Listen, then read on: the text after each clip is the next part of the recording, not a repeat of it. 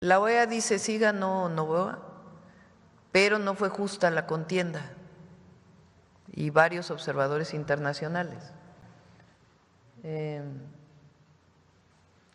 Dice, durante la campaña para la segunda vuelta, el presidente de la República notificó en 5 ocasiones al Consejo, Comité Nacional Electoral, que estaría cumpliendo actividades proselitistas y en el caso de la notificación, que lo haría hasta el final de la campaña, es decir, hasta el 10 de abril, conforme la ausencia temporal del cargo de presidente de la República. En vista de lo anterior, la Asamblea emitió un comunicado expresando que el presidente debía solicitar la licencia ante dicho cargo. No hubo licencia de quien ganó la elección, entre comillas, ¿no?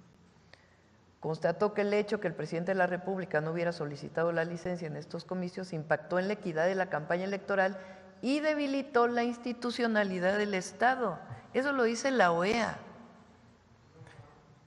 Entonces, nosotros para empezar no tenemos relaciones con Ecuador, ni vamos a seguir teniendo relaciones con Ecuador mientras Noboa ejerza el cargo de presidente, porque él fue el responsable de la invasión a la Embajada de México, a nuestra soberanía.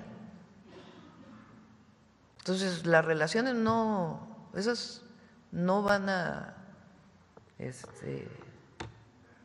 reanudarse, no se van a reanudar, porque él es el responsable de la invasión a la embajada.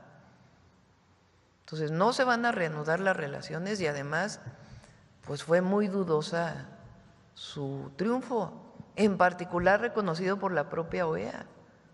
Ya ni siquiera es otro organismo internacional.